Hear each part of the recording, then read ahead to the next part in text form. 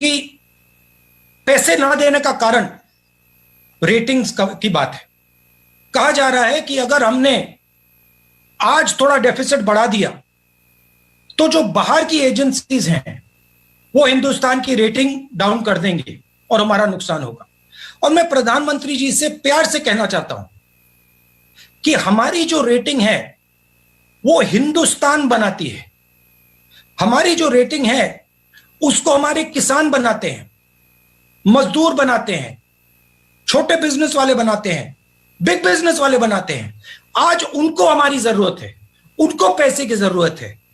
Rating के बारे में आज मत सोचिए, विदेश के बारे में आज मत सोचिए, आज हिंदुस्तान के बारे में सोचिए और इनको एकदम आप पैसा दीजिए और फिर देखिए जैसे ही ये लोग काम करना शुरू करेंगे रेटिंग बिल्कुल सही हो जाएगी, कोई प्रॉब्लम नहीं आएगी rating.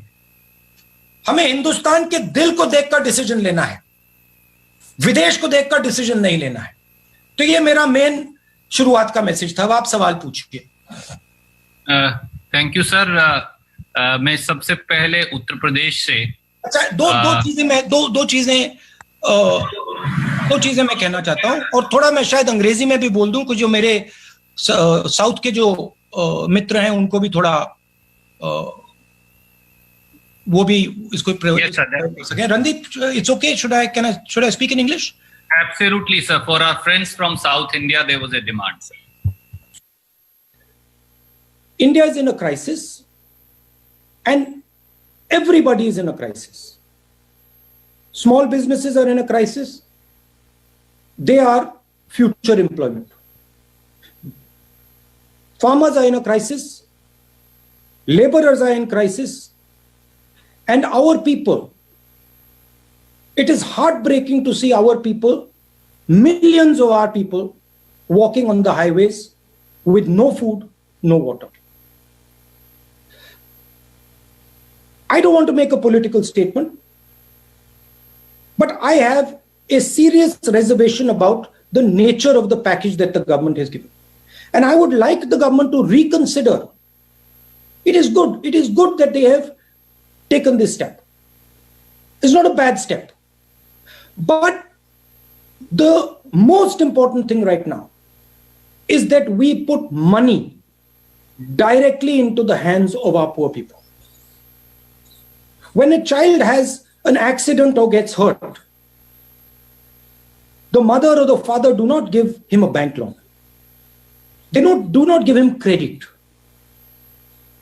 A mother is ready to give whatever food she has to her son or her daughter.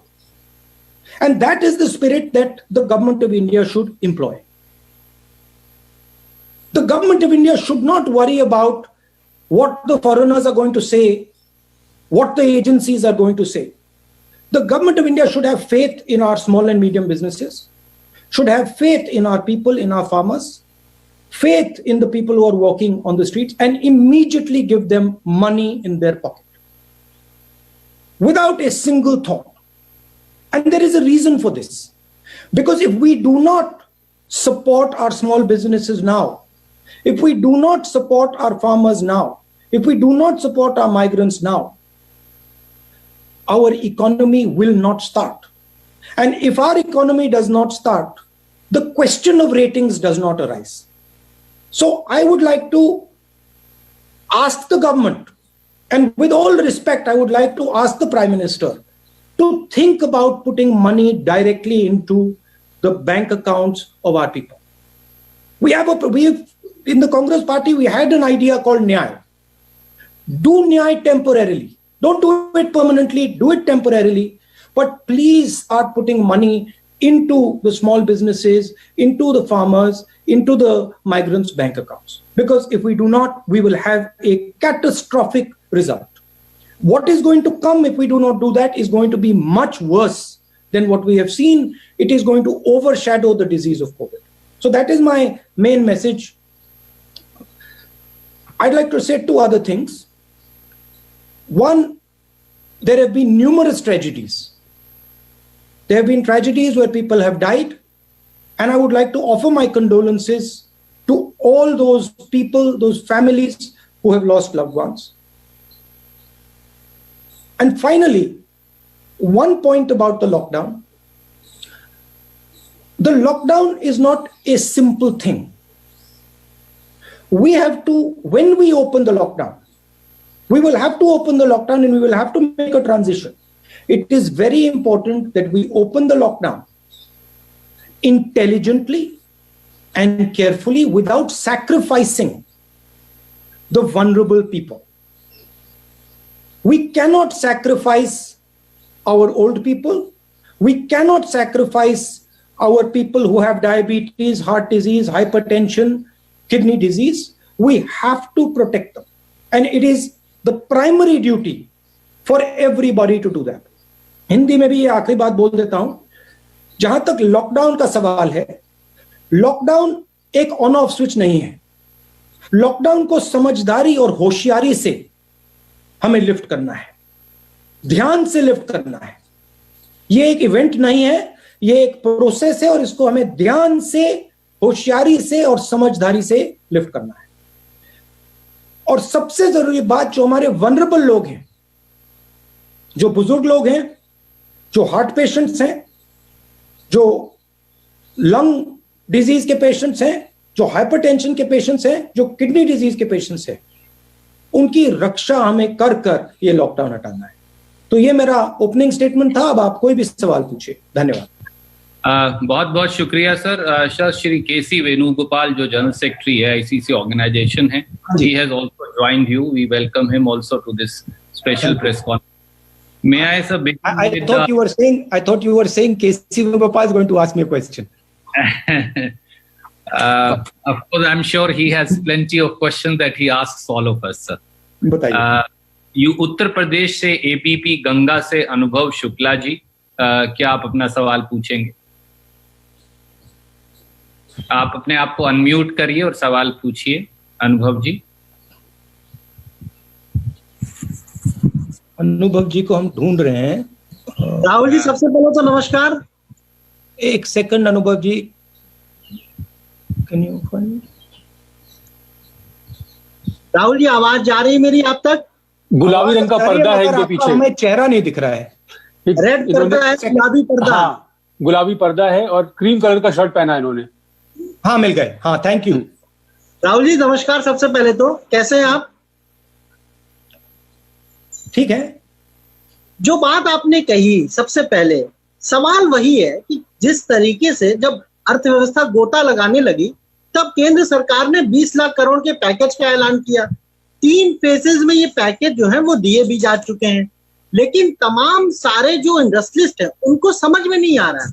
उनका ये कहना है कि अगर ये लोन देने की बजाय जो पिछला लोन था उसको माफ करते तो ये शायद ज्यादा बेहतर होता, क्योंकि लोन दे रहे इंडस्ट्री चलेगी, जब डिमांड नहीं होगी तो सप्लाई कहाँ करेंगे. एक सबसे बड़ी वजह वो है और आपने वो बात कही भी. दूसरा, क्या आपको लगता है कि ये ज्यादा बेहतर होता कि 20 लाख करोड़ को राज्यों को दे देते और वो अपनी सुविधा के अनुसार से जिसको जितनी जरूरत होती उतना पैसा वो देते खुद? देखिए, आपने जो डिमांड की बात बोली वो बिल्कुल सही बात है. ये जो कोरोना का प्रॉब्लम है, ये अजीब सा प्रॉब्लम है, क्योंकि इसमें दोनों साइड पे प्रॉब्लम आ रही है. नॉर्मली इकोनॉमिक्स में डिमांड का प्रॉब्लम होता है या सप्लाई का प्रॉब्लम होता है. इसमें डिमांड और सप्लाई दोनों बंद पड़े हैं. तो इसमें आपको, सरकार को दोनों डिमांड और सप्लाई को एक साथ स्टार्ट करना है.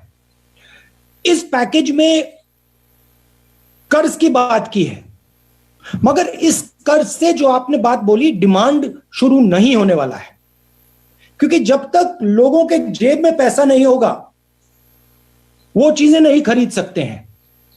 तो मैंने शुरुआत में बोला कि इस पैकेज को रिकंसिडर करना चाहिए नरेंद्र मोदी जी को, और उसमें एक डिमांड फायर करने का एक सेक्शन डालना चाहिए. उसमें न्याय जैसी योजना हो, आप उसको दूसरा नाम दे दीजिए, मगर डिमांड को स्टार्ट करने के लिए, डिमांड को फायर करने के लिए उसमें पैसा देने की जरूरत है. और अगर हमने पैसा नहीं दिया और डिमांड नहीं चालू हुआ तो बहुत बड़ा आर्थिक नुकसान होगा, बहुत बड़ा नुकसान देश को होने जा रहा है। राज्यों को मैंने कहा कि कोरोना से ज्यादा नुकसान जो आर्थिक नुकसान होगा वो होगा। नहीं, राज्यों को अगर पैसा देते तो ज्यादा बेहतर नहीं होता? नहीं, देखिए, नहीं, डिलीवरी आप कैसे भी करिए, पैसा जनता के जेब में आना चाहिए, क्योंकि जब जनता के जेब में जाएगा तो ही डिमांड क्रिएट होगा। वो मोदी जी के ऊपर है, मोदी जी के ऊपर है कैसे पहुंचाना है। अगर वो स्टेट गवर्नमेंट्स को यूज करना चाहते हैं वो भी कर सकते हैं, अगर वो नेशनल गवर्नमेंट डायरेक्ट करना चाहते हैं वो भी कर सकते हैं, मगर मेरा कहना है कि बहुत जरूरी है कि गरीब लोगों के जेब में डायरेक्ट पैसा जाए। धन्यवाद राहुल जी, धन्यवाद, थैंक यू। क्या मैं सब दोस्तों को ये रिक्वेस्ट कर सकता हूं कि एक राउंड में कृपया एक सवाल पूछें, दूसरे राउंड में हम कोशिश करेंगे। अब मैं सीधा देश के दूसरे कोने में केरल जाता हूं और एशिया नेट से Prashant ji is here from Asianet. Prashant ji, will you please ask your question? Prashant ji from Asianet in Kerala. Can you just yeah, okay. Yeah, can you see me, Mr. Gandhi? Yes, we can. No. He also has a pink ball. Thank you for this interaction. Prashant, yes, I see you. How are you? Yeah, fine. Actually, the package announced by the center, that is mainly loan-based, and they are saying that this is to increase the infrastructure in a long-term basis. Also, they are coming up with structural reforms. So, do you think that these measures will help? Because immediate cash transfer is what you ask. But do you think long-term measures like infrastructure development is also needed? As I am from Kerala, though Mr. Randeep Surjewala said that only one question can be asked. Can I also know about your opinion about the Kerala model of tackling this coronavirus, especially the situation in Wayanad? Because your party is also at lower cut with the government there. As I'm a member of Parliament from Kerala, I will answer your Kerala question as a special request. First point, the most important thing right now, as I stated, is to fire demand, to start the demand and the supply. And for that, we need to give money directly to people. Absolutely, infrastructure is key. Absolutely, we have to think about these things. But right now, the priority is putting money directly into the hands of the people. It's like when you want to start an engine, you have to put fuel into the carburetor. If you do not put fuel into the carburetor, you turn the key, nothing will happen. My worry is that when the engine starts, there will be no fuel in the carburetor, it will not start. Then we will have a very serious problem. Going to your Kerala question, look, Kerala has a history of success in healthcare and education. And this is something that has been going on for many years. It is there. It has been the case during UDF and during LDF. And I think it is credit to the people of Kerala that they put an effort and value these fundamental things. So I would call this success against coronavirus a success of every single person in Kerala. And I think it is a tremendous success of all Keralites, and it is an example for others. Thank you, sir. Thank you, Prashant ji. May I now go to the another side of the country, to Gujarat. Ronak Patel ji is here from ABP Asmita. Ronak Patel ji. Hi, Rahul. थोड़ा रौनक पटेल जी, थोड़ा background आपका कैसा है? मेरा yellow है। Yellow है। Ronak ji has interviewed. He is right next to Vaishak on the screen. Rahul ji मिले आपको? नहीं, रौनक Patel. He is on screen number 2. या मिल गए। राहुल, मेरा सवाल ये था कि पिछले कुछ दिनों से जो भी वारदातें हो रही है, दुखद घटनाएं हो रही है, सभी खास करके जो मजदूर है, माइग्रेंट लेबर से, चाहे गुजरात से हो या अलग अलग स्टेट से, उनके साथ दुर्घटना भी होती है। ऐसे दृश्य भी आते हैं जो आपको झंझोड़ते हैं। आप क्या मानते हैं इस स्थिति के लिए जिम्मेदार कौन है? उससे जुड़ा मेरा सवाल है कि आपको लग रहा है कि अलग अलग जो स्टेट है उनके बीच में कहीं ना कहीं कोऑर्डिनेशन की कमी है, चाहे गुजरात से मध्य प्रदेश हो, गुजरात से राजस्थान हो, गुजरात से महाराष्ट्र हो, महाराष्ट्र से और स्टेट हो, और क्या इस मुद्दे पर कांग्रेस ने कभी सरकार से सलाह मशवरा किया? देखिए, ये गलती देने का टाइम नहीं है, ये फिंगर पॉइंटिंग का टाइम नहीं है। आज हिंदुस्तान के सामने बड़ा प्रॉब्लम है और इस प्रॉब्लम को हमें रिजॉल्व करना है। ये छोटा प्रॉब्लम नहीं है, ये बड़ा प्रॉब्लम है। जो लेबर की बात है, ये बहुत चैलेंजिंग प्रॉब्लम है। तो मैं फिंगर पॉइंटिंग नहीं करना चाहता हूं, मैं बस ये कहना चाहता हूं कि ये जो लोग सड़कों पे चल रहे हैं, इनकी मदद हम सबको करनी है। सिचुएशन ये है कि बीजेपी सरकार में है और उनके हाथ में सबसे बड़े औजार है, तो उनको उनकी ज्यादा जिम्मेदारी बनती है। हम ऑपोजिशन में, हमारा भी काम है, हमारा संगठन है, हमारा भी काम है, और जॉइंटली एक काम सबको करना पड़ेगा। स्टेट्स की कोऑर्डिनेशन में कोई कमी रह सकती है, मगर उसको रिजॉल्व करना है। हम ये नहीं कह सकते कि हाँ भैया मध्य प्रदेश और इसके बीच में कोऑर्डिनेशन की कमी है। वो बात छोड़िए, रेजोल्यूशन की बात करते हैं, आगे बढ़ते हैं, और जो आंधी आने वाली है, क्योंकि आने वाली है, वो जो चैलेंज है उसको हम एक साथ मिलकर कन्फ्रंट करें। Thank you, Ronak ji. May I now go to another part of the country, to Assam. From Parag News, Pranoy Bordoloi ji.